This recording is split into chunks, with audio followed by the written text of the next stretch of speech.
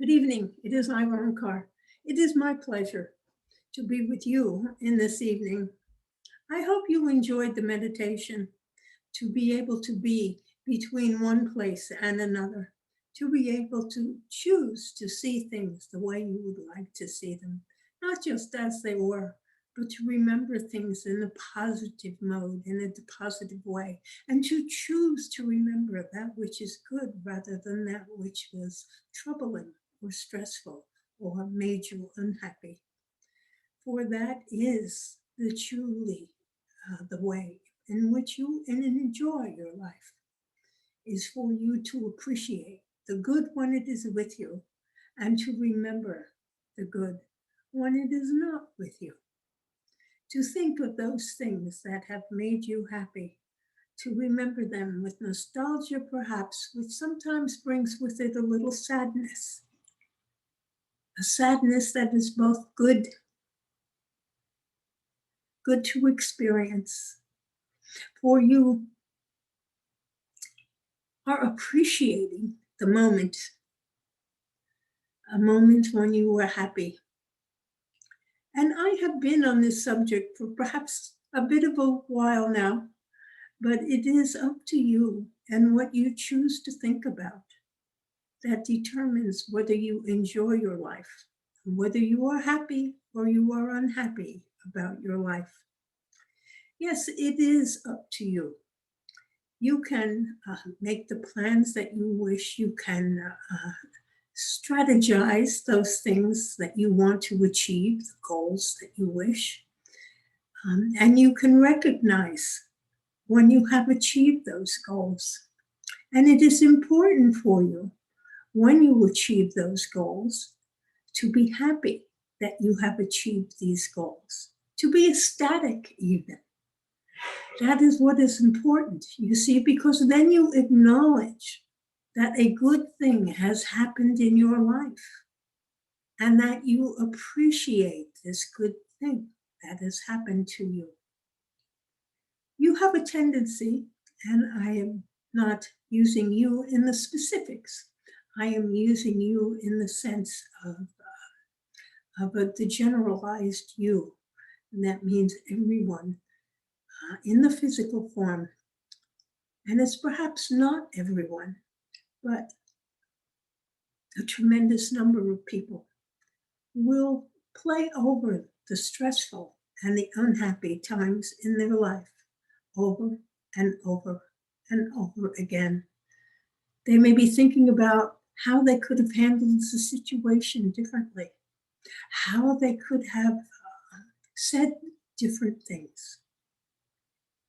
Would there have been different results? What kind of results could there have been?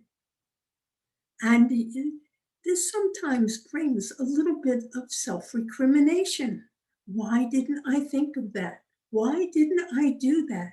How come I did this? Many times you look over your life at things that have happened and you rehash them over and over. How often do you rehash your triumphs, your victories, those ecstatic moments when good things happen to you?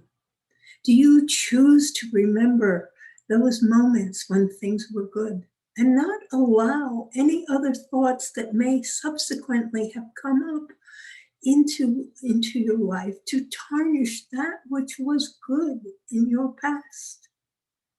There are people who have fallen in love. Perhaps it is people that is here on this speaking on this class in this evening, that you have fallen in love, and some have broken up. Those marriages have fallen apart. Well, it was because of illusion. You thought the other person was something that they were not, or you wanted them to be something that they were not, and you were slightly blinded by your desires or other things that you believed they were. And so you fell in love with that significant other, that person. And whatever it was, whether you got married or not, you could remember the wonderful times that you have initially. And then, of course, life comes along and some things change. And sometimes you get divorced or death occurs and you become unhappy. And you choose to often think about your unhappiness. You think about your disappointments. And as a result, you rob yourself of the remembering of all the good things in your life. The church that the medium belongs to has a principle which says we make our happiness or unhappiness as we obey or disobey the laws of nature. And you can just take the first of it. You make your own happiness and you make your own unhappiness by what you choose to think about. When they say the laws of nature, I sometimes imagine that they are thinking of gravity, perhaps. And truly, if you decide that you can jump off the roof, you will cause yourself a great deal of unhappiness because gravity does not give dispensations. Not to people without parachutes and some way to fly and put air under their bodies. And so you could fall and you will break something. But it applies almost perfectly to the subject of my talk this evening. It's what you choose to think about, what you allow yourself to think about. Daydreaming is allowed. You're allowed to remember the past, especially if you are choosing to remember the good things that happened to you or the things that were very happy. And you choose not to think about the things that made you unhappy. Because truly, you made yourself unhappy. Why are you thinking about these things? Well, I didn't make myself unhappy. Someone else did this, or someone did that, or this occurred, and I was unhappy over that. But why were you unhappy, I ask you? You were unhappy because you decided what happened was bad, was bad for you, and that you didn't want that to happen. It was against what you wanted, so you became unhappy over it, just like a child who is 2 years old and stamps their feet when their mother won't give them a lollipop or an ice cream cone or insists that they go to bed. Because the child is learning to separate himself and to know what he likes, have his own opinions, his own ideas. But if your ideas, if your opinions cause you to feel unhappy, do you truly want to keep these opinions? Do you want to keep these ideas? Do you want to keep making the same judgments that cause you to be unhappy? It is just food for thought that I wish to bring to your attention, that you do create your own unhappiness, but you create it through your judgments, your decisions, your desires, and your refusal to accept things as they are. Now, I understand sometimes disappointments will make you feel unhappy when things don't happen as you would like to see them happen. But it should not cause you an undue amount of unhappiness. You need to accept that which is and try to embrace an opinion, a judgment, a way of thinking that allows you to accept what is happening.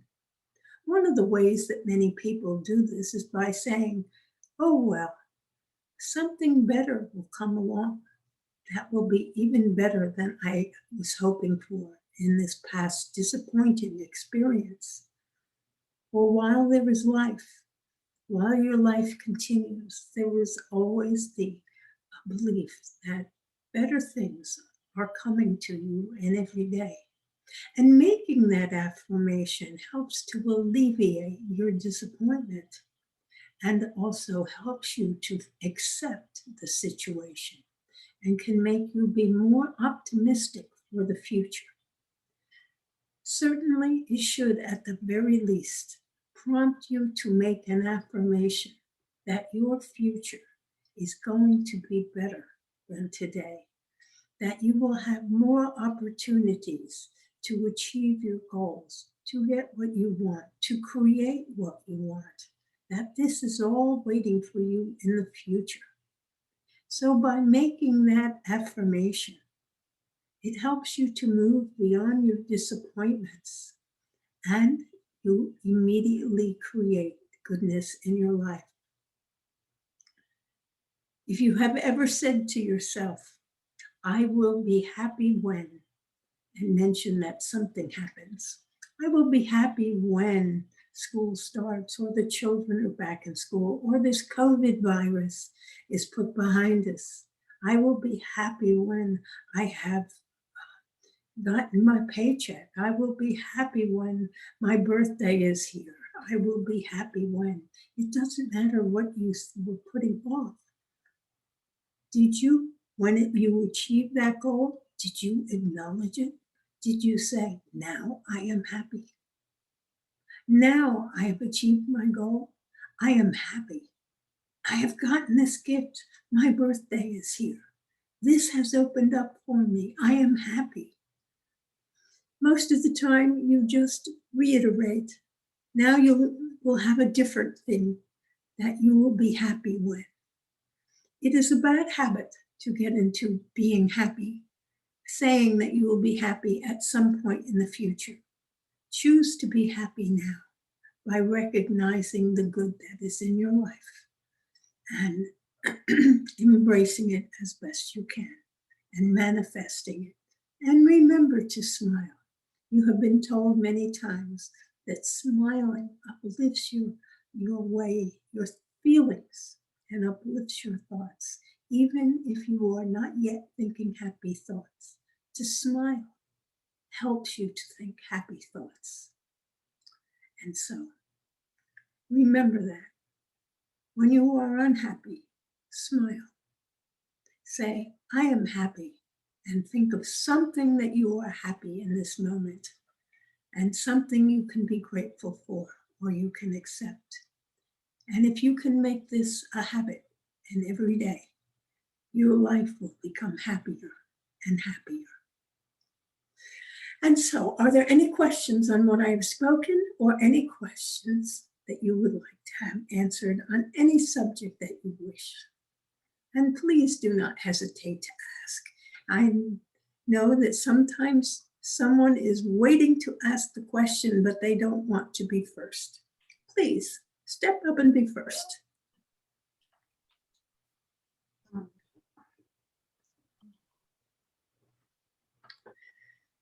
Hey, I had a question kind of along the lines of what you were talking about, but I remember other times you've been telling us that if you keep repeating positive things, so positive things will happen. Okay, so the question is, if you keep repeating positive things, which, you know, sometimes people do in a sense, but they don't believe it's going to happen. So the question is kind of, if you do keep repeating something and you're kind of wishy-washy or you just don't believe it's going to happen, will it happen anyway? Interesting question. I have not, well, yes, I have told you to make affirmations as to the good things that are happening in your life. And yes, these things can happen anyway, even though when you start making the affirmations, you may not believe them. For mysterious things happen when you are making affirmations, particularly if you are making affirmations about yourself. When you say that you are happy, but if you say that you are powerful, that you can accomplish every goal that you want to accomplish. These type of empowering statements, repeated loudly out loud. It is most important to do them out loud so that your ears hear them, so that you are not just saying it, you are also hearing it at the same time. You are expressing it. You are taking it in as many different ways as you possibly can. eventually it changes your way of thinking. So that if you are affirming that you have the power to accomplish anything that you wish, you will over time feel more and more powerful. And you will begin to make plans to accomplish and think about, how can I accomplish this? This is what I want. What do I have to do? You see, that is the power of affirmations. They begin to transform your consciousness in all ways. So you must be very careful what you affirm. You can make mistakes in affirming things. An example would be,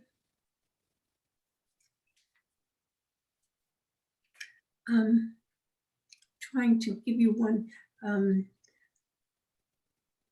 I grow, my happiness grows, or I grow stronger, or I grow. Using that term, I grow, sounds very good. You're in the process of getting better and better. I am growing better and better in every day. Well, unfortunately, there is one thing wrong with the word growing, particularly if you're already an adult and you've reached your full height. There's only so many different ways that you can grow.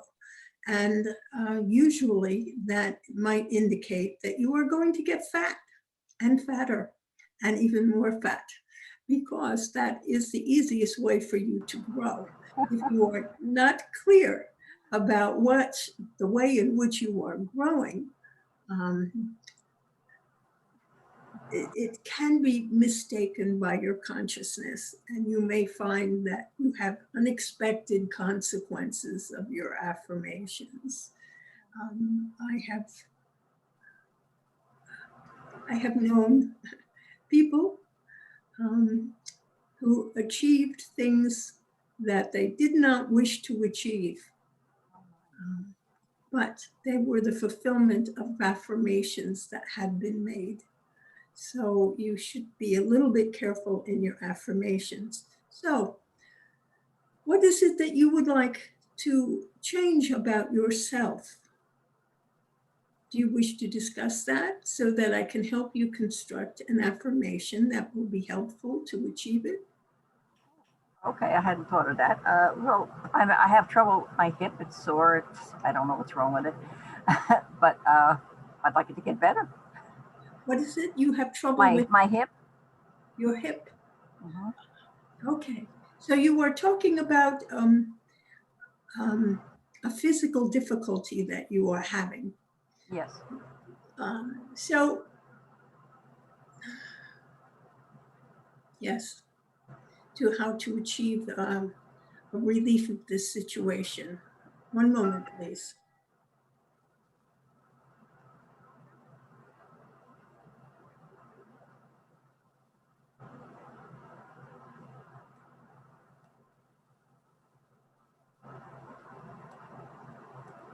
You might be able to say something like, I am in perfect physical health. Every joint in my body works perfectly in every way. I can move easily with complete comfort. Yes, I can move any way that I wish in complete comfort. You do not have to mention your hip specifically, and you do not want to mention that it is painful for you to walk. It is more important for you to say that you can walk freely and easily in complete comfort everywhere you go, if that is specifically what you are looking to do. Do you understand? Mm-hmm. Yep. Yeah. Now you gave me another question.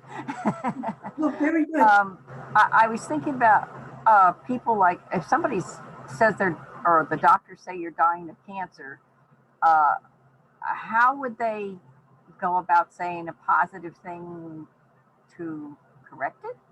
Well, you have to go for the general good health. My body is in perfect health. Okay. And just be willing to accept that. Now, there are some difficulties with that, I have to admit, that when you have a diagnosed illness that it is not always easy to say that you are in perfect health, even when you have this diagnosed illness. But you can go on to describe all the great things that you can accomplish or that you want or that you are enjoying in your life at this particular moment in time. To say that you are in perfect health, that you can move effortlessly and easily, that you can walk unlimited amounts, you can walk as long as you wish to walk, and that every joint in your body moves freely and easily. We are once again talking in the terms of your hip problem, but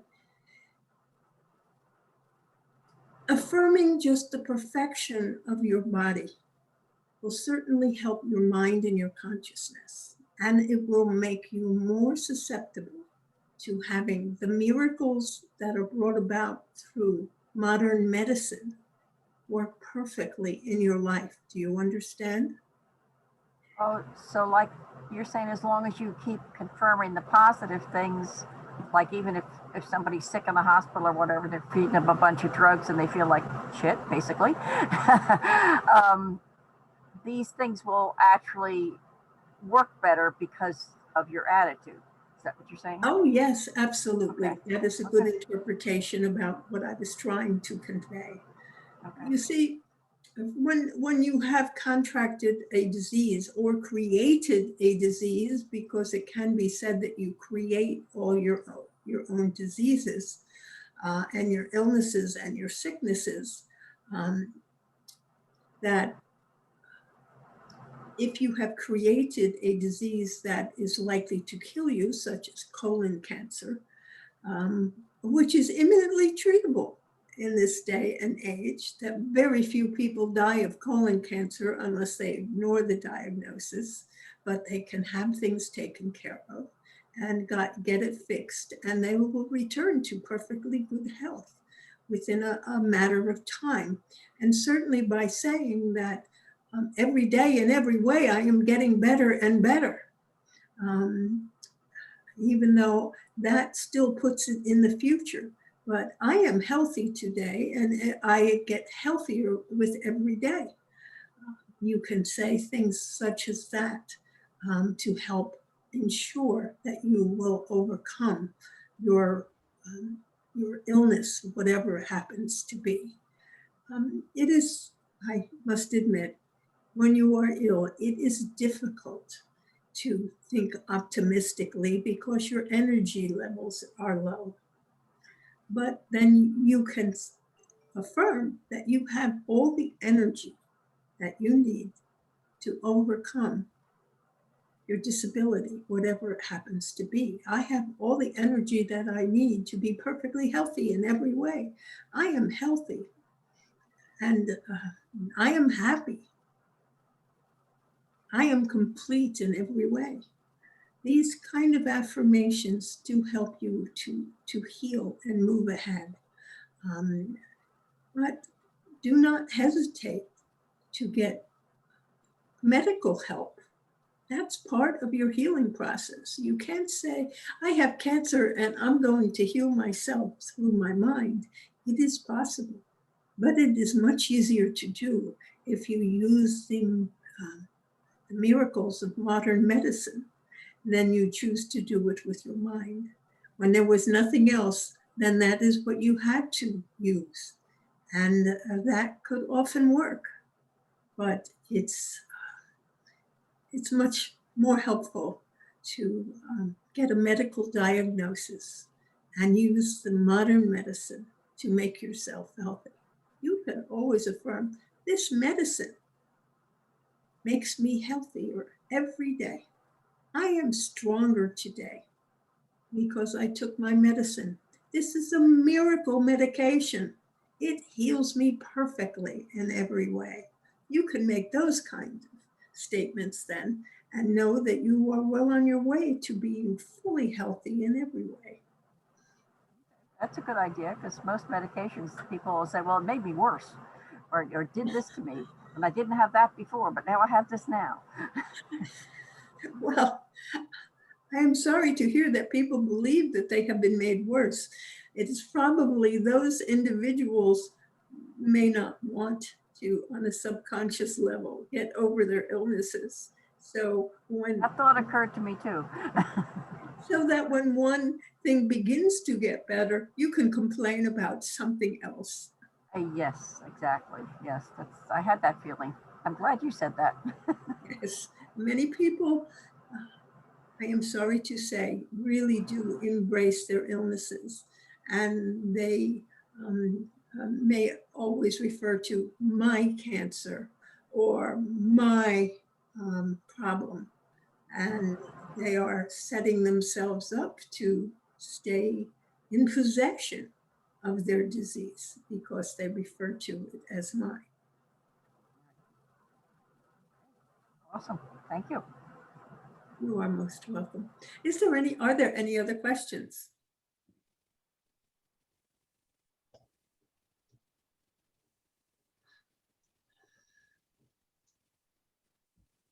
Actually, I have a question, Roncourt. I guess, you know, you give us so much wisdom every week. You talk about something that's important for us to learn, to assimilate into our lives. And so, and I, you know, I agree with you that we have to remain positive, and it does change our lives for the better. Are there any shortcuts to that? I mean, is meditation, you know, will that increase it or exponentially the quick trip to accomplishing what we want? Well, I would like to say yes. However, meditation, the main meditation in and of itself will not give you an optimistic attitude. What it does is give you discipline or more control over your own mind. Because what is meditation? Meditation is focusing your mind and your mind upon whatever it is you choose to focus upon, whether you are counting your breaths, whether you are using a phrase such as every day in every way I am getting better and better, every day in every way I am getting better and better, whether you're using a mantra. It is a very difficult thing to focus your attention for any length of time upon whatever it is you choose to meditate upon, whether it's you want to look at the feeling of peace and harmony in your life. It is just difficult for you because your mind will soon wander and it will go off to thinking about what you're going to cook for supper, what you need to buy at the supermarket, how much work you have to get done for the rest of the day or tomorrow, or your mind will just go off into another subject, worry about your child or thoughts about other problems or other situations that are going on in your life. And that is why it is always important to stop your mind from wandering, bring it back to whatever it is that you choose to meditate upon, and then go on with your meditation. You will probably find that, particularly when you are just starting, that meditation, your mind will immediately go off of what it is you have chosen to think about and you are contemplating. So meditation gives you control of your mind. Now, obviously, if you have control of your mind, you can choose to think about happy thoughts and not to allow yourself to worry, to think about the negative possibilities that could be coming, that if this thus and so does not happen at the right time, this other thing will come about and the result might not be what you want, and you may, or your forthcoming trip to the dentist, you may find cavities, and then, you know, when he begins to do the work, he may hurt you and you may be in great pain. This is the kind of thing your mind goes on and on and on about.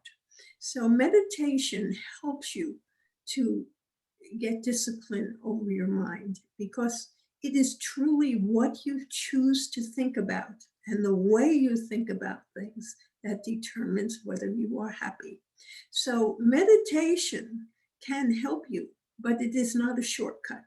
It is simply the road by which you will gain more control over your mind. And when you have control over what you choose to think about and the way you choose to think about things, that you will create a better life for yourself. I think that is fairly clear. Is there any other question on it? No, that was very good. Yes, thank you very much. Yes. Perfect. Most people will say they can't meditate Mhm. because their mind wanders too much. Well, Mhm. that's what meditation is all about. Mhm. Learning not to allow your mind to wander and to think about what you want it to think about. Mhm. The mind gets very bored. Mhm. Yeah. I mean, one thing that helps me is when my mind, I can see it shifting to a little negativity, or something will happen out externally that will trigger, like, oh no, I refocus, and I tell myself how grateful I am to have, this in my life. And I keep focusing on Excellent. that. Excellent. Yeah. And that makes your life much happier than it used to Yes. be when you allowed yourself to focus upon whatever it was that just went wrong. Right. Exactly. It helps. Thank you. Thanks so much. You're most welcome. Are there other questions? Oh, hi. Yes, I have a question. In April, I broke my toe, and just when it was getting better, I twisted my knee because I sat down a strange way, and I don't exactly know what's wrong with it yet. I didn't get the diagnosis, but can't walk on it. And when I went for an X-ray, the person said, "Oh, 8 to 10 weeks." And I am just, really like floored by this because it was two injuries in a short amount of time on the same leg. And I love the summer, and now I'm being told, oh, 8 to 10 weeks recovery. So I don't really know. I mean, I tried thinking about, I went through all the emotions about it, and then I thought, well, there's got to be some meaning, why, reason why. I always try to find a reason why. And I really didn't come up with anything or some lesson. So I just wondered if there's another perspective here. Let me ask you, is it your right leg or your left leg? It's my left leg. Yes, okay. It is generally, the left leg represents what's going on in the subconscious mind. The right leg represents what's happening in your life. What you are having a problem with is something that lies in your subconscious mind. That is why you cannot think about it, because it's not in your active mind, and it's not a factor in your life in the sense that it's not something that is happening that you're feeling irritated about. And both injuries to your leg indicate that this all has to do with the process of moving forward in your life. So I would ask you, toes often bring about balance. So it is possible it's a reflection of your feeling off balance, and your knees also help toward reaching with goal because they also have balance as well as moving you forward in your life. So are you having some frustrations perhaps in whatever it is you do, that you feel limited and that you are not achieving your goals in life, and that something is disrupting your, as I've said, balance is involved in the big toe. The big toe gives you balance. It wasn't the big toe, it was the pinky toe. For the pinky toe, okay. So, well, that is, perhaps is slightly different, and there isn't as much need that the big toe is more on balance. But does that, can you think of that about your life? No, because that's what's so strange, because I love the spring, I love gardening, and I started doing all my usual things. Then I broke my toe and I was very, limited, but then little by little, I was able to do more. I was happy. I love this time of year. And then, it was just a strange thing where I twisted my knee when I sat down. I've never had knee problems my whole life. And I don't really, that's just it. I don't really resonate with not moving towards my goal, because my goal in the summer is gardening and enjoying nature, because, all winter I'm cooped up, and my only frustration has been, about COVID keeping everybody cooped up.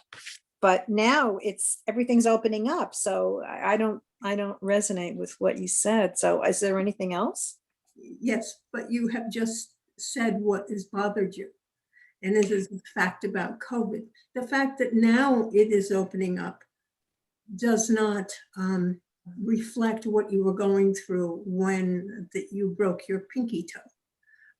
No, I don't think so, because I was already doing things. I go to restaurants, I go out, I listen to music. So, I mean, not really. I mean, I had stomach issues a year ago because of that, but not this. This is not, I don't know. Well, I suggest that you think about it, because when you spoke of the COVID, I think that is probably the Well- source. There may have been a thought, there may have been something that someone said to you, there may have something that went through your mind, which then was followed by the breaking of your toe, which was minimally limiting. But that minimally limiting that you went through then could have been the source of even your knee problem. But there is something that you're not admitting to yourself about a level on something. Just because you love spring doesn't mean that you are being happy over this particular incident at this particular time. Do you understand what I'm trying to say there? No, I'm totally happy. I love looking at the birds. I buy lots of plants, and now I can't plant them. I absolutely do not understand. Well, there you are. You just said it. Now I can't plant them. Yeah, but that's because I hurt my knee. And before that, you hurt your toe, which was probably triggered by something. You have to think about it. Be open to finding the reason. Ask yourself before you go to sleep or before you meditate that you would like to figure out why you broke your toe, and then you followed it with your knee, which was a much bigger injury than it was for your toe. And so something happened there, both at the beginning with the toe and then following it up with the knee. And it all has to do with your subconscious mind. So it's not what you think and what you're taking action on in your mind. It's what the subconscious mind is thinking about. And that is very difficult to find out on your own with your normal mind. So ask for information, either before you go to sleep, that you should find it, or if you meditate, then ask for the information before you go into meditation, asking the question, not just once, but until you get an answer.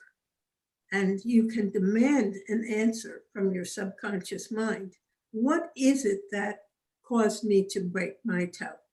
What is it that has caused me to twist my knee so that it is painful for me to move, and then I can't even put weight on it, on my leg? What is it? I want to know, and demand that and ask for that. It can come to you while you sleep. You may wake up with your answer. You may also, someone else could give you that answer, that they will say something to you and it will ring a bell in your mind, and you will say, this is where my frustration lay. This is why I broke my toe. And this is why I have now injured my knee. You need to ask that question of yourself to find the answer. Okay, I hope I get it. Yes, well, do be patient, but do continue to ask. Okay, Otherwise, because it I really tried. doesn't matter because you are going to heal and you will be able to achieve that which you wish to achieve and do what you wish to do. So it will all be put behind you. I don't want to break anything else. I can tell you, I understand. Of course, you do not want to break anything else, but by asking, you should find out what it is. It'll come to you in some way. Okay, all right, thanks. You're welcome. Are there any other questions? I was wondering what with Irene, would it help if she got hypnotized? Would that get into her subconscious? Well, it is possible, yes, if she wanted to go to a hypnotist and find out what she had to say about her injury. Yes, she could be hypnotized. And while she is in hypnosis and her subconscious mind is the dominant mind, not her conscious mind, that information may be brought forth by the hypnotist. Okay, thanks. I guess I have to find a hypnotist. Well, I'm sure you can. If you live near the church, there is one that has an office in the church. No, I'm an hour and a half away. Oh, well, then I'm sure you will find someone. Just look for hypnotists or hypnotherapists on your computer. Okay, thank you. You are welcome. Are there other questions? Hi there. Finally, I'm sorry, I forgot all about being Tuesday night. Real quick, Okay. I got injured at work yesterday. We are talking about the knee and this, that, and the other.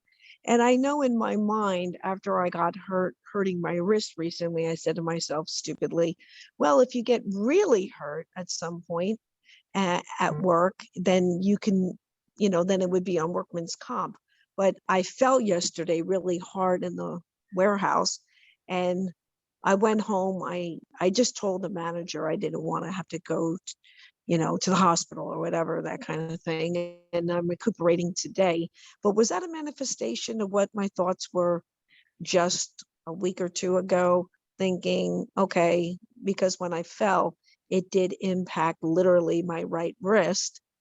I'm just trying to, tap into the energy stream to heal myself as quickly as possible and to rest it. But that's just one part of the question. Thank you. And now you have also injured your knee? No, when I fell, it seems to have hurt my right breast of all things, I guess, landing forward onto the ground.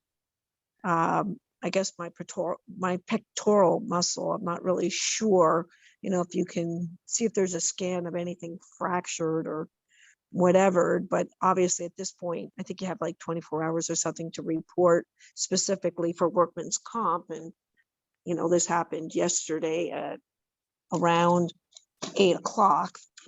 Not only that, but I find that my aches and pains are worse 2 days after the fact, so. That is true for many people. It is Yeah. 2 days after the fact. And it would have been your benefit. You did not want to go to the hospital or anything, but to have reported it. You may have mentioned it, but it would have been better to file out a formal report, simply because that is the way in which you can assure that if the injury should chance to be more than you initially thought, then it will be covered. So it would be beneficial for you to make sure that you file the report, even though you may never need it, and just affirm that you will never need this, but you are just doing it on a precautionary basis. And now your question is, was that a result of your thought of having a workman's? It could very well be.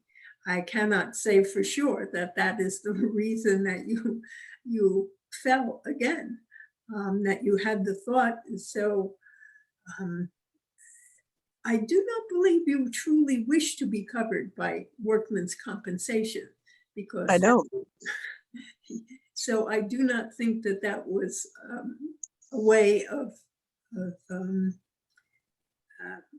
that was the result of what you were thinking. because Yeah. you're thinking that thought came through your mind in more of a facetious way. If I'm going to hurt myself at work, I should do it bad enough to earn workman's compensation kind of thought. Is that Yeah. not true? Yeah, that's quite true. So it wasn't a true wish or desire, but it was a thought that was not helpful. Yeah, I would agree. I totally agree. I have to watch my thoughts. I think it was more the fact that I have a very physically demanding job at times. My regular manager is back and he doesn't want me lifting the heavy things that I have to lift.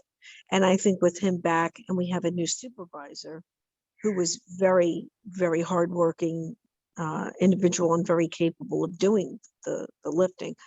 I'm going to just rely more and more and more on these people. This was just fluky.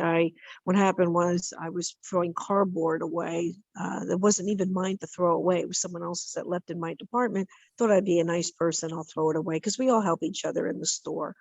You know, we're not compartmentalized in that way, helping each other. And so it was blocking my vision. And there was a flat cart in front, and I clipped the end of it and fell down in front of this apparatus that really compacts cardboard for us, and then we banned it later on. I mean, just the weirdest thing. I mean, one second you're up and the next minute you're on the ground. When I hurt my wrist the other time, it was literally lifting a heavy piece with another associate onto the rack. But I keep saying, my God, I've hurt more in this new department that I'm working than all the months that I worked in the appliance department, which is much easier on me physically. Mentally, my job now is much easier, to say the least. But yeah, I was just trying to think of, did I initialize that? Because remember that conversation we had a long time ago about the car getting totaled, and you said, well, you know, your husband wasn't going to buy you a new car, so this was a way of manifesting getting another one, you know, getting another car, in other words. And then, Yes, I understand. you know what I mean? Because that We was our sometimes do conversation. these things to ourselves. It is true. It's the subconscious mind that the previous speaker had difficulty recognizing, that the subconscious mind is quite independent of our conscious mind, and it makes its own decisions sometimes. Well, the other The thing, ways to accomplish what it feels that it needs to accomplish in life. well, you know, like every injury, you were talking about the knee. And what does the knee represent, or any joint, you know, that inflexibility and whatnot? I'm just wondering, because you got me thinking, how did I manifest this? And what was it? What, you know, what's it trying to say to me? Getting injured like this, falling onto the ground and having to do the work that I do each and every day, you know, and whatnot. So I haven't been able to put that together. If you can give me some insights as well, that'd be appreciated. Well, I mean, the right perhaps you breast, might it's get better interesting. in your previous department, the appliance department. Yeah. It's possible that this is a result about internal stresses over the physical demands for yourself. Yeah. And now you have said that they really would prefer if you would find other help than try to do it yourself. So you can think about that a little bit. Yeah. Well, I'm definitely going to be forced to do it, just to heal and then to move forward and to prevent any future incidences, because I'm sure they're not going to appreciate, you know, if I continue on this course and I have to say, oh, I got injured again, and you know, and then, oh, I got injured again, you know. So that's not going to be helpful. And at my age of 58, everyone thinks I'm younger and whatnot, which is complimentary of that. But I could do without all of that kind of thing. And thank you. I'm sorry I caught you guys late. That's how out of it I am today. Wow. That is okay. But thank you so much. I don't want to Well- keep it any longer. I know it's getting late. Are there any other questions?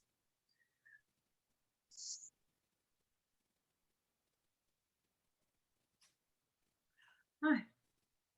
Seems we have run out of questions. Well, it's already approximately up to the time we would normally be stopping for the night. If there are no other questions, then I will say good night to you all. Your last chance.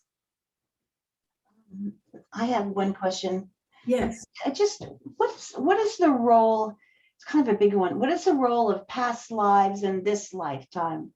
Is there a role, or is it, I feel myself bringing up memories about what might have happened, what I might have done in a past life, but not really being so interested in them other than the joy of the memory. It was a really nice memory.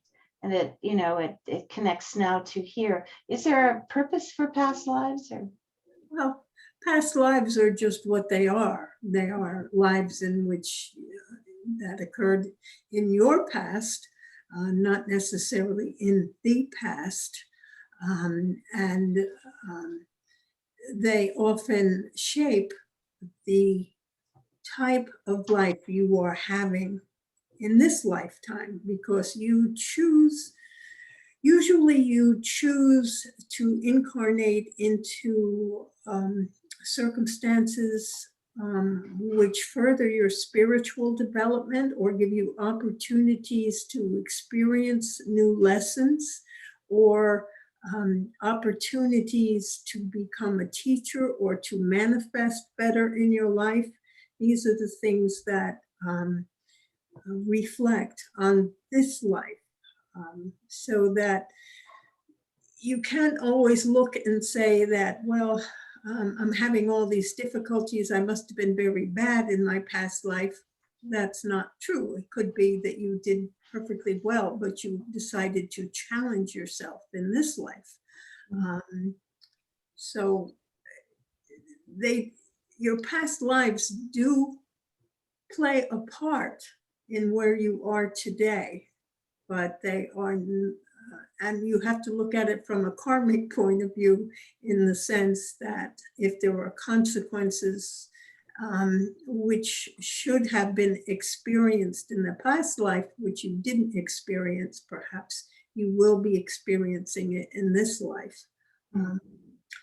But an incarnation is not so rigorously chosen that there are no options in your life. There are many options in how you can possibly come out of any good life or any bad life. If you've had a childhood which was completely abusive, and perhaps then your challenge is simply overcoming that abuse and making a successful second half of your life. Mm-hmm. It is certainly a demonstration of innate knowledge, for there are always people who have come from abusive backgrounds when they were children, but have succeeded remarkably well and been very balanced people, while there are other people who are very injured by the same sort of circumstances in their life. And there are people who are injured and have difficulties in their life over practically nothing in their childhood. Mm-hmm. So that it does not, you can't always say quid pro quo, because this is how it is now, or this happened, so therefore this is the reason, or this is the result. It is not always an exact exchange from one lifetime to the next, because you have free will. And that's the most important thing. Nothing is dictated to you. There is no date in which you are planned to die. There are only challenges and opportunities, and it is up to you to make the best of them to create the life that you want to live. So since you don't particularly want to know about those, you're just wondering if there was things that you were missing out on. So just don't think about that. Don't allow you to think that there might have been something, some memory of a wonderful life that you had, a wonderful part of the life that you had, or a lifetime which was extremely wonderful, that so that you missed that memory. Mhm. Just don't think about that. Don't allow yourself to think that way, because it's not important unless you want to discover it. And then by all means, that's where regression through hypnosis is helpful for you to find out if there is a particular connection between a past lifetime in this one. Mhm. So that would be specifically what you would be asking the hypnotist to seek out for yourself in your consciousness. Is there something from a past life that bears importantly on this life? Yes. And what is it? And that way you can work on the problem, or you can accept the happiness, or whatever it is. Yes. Very good. Thank you so much. Yes. Yes, you are most welcome. Very interesting. So it has gotten even closer to our closing time. We do have a few minutes left if there are any last minute questions. No, but I want to thank you so much. Everything you've said really helped me a lot. I didn't have to ask any questions. You gave me answers. You are most welcome. It is frequently happens to people that is Thank you. exactly what they say. They didn't have to ask a question because someone else asked a question and the answer came right with their Right, question. exactly what I needed to hear. Wonderful. Well, thank you, Charlotte. And thank you so much for coming this evening. I'm going to say good night. Remember, I give you all my blessings. Good night. And one will be back Good in a night. second. Night. Bye. See you Thank next you. week. Thank you. Thank you very much, Ron. Hi, I'm back. Okay, well, I guess that's it for the evening.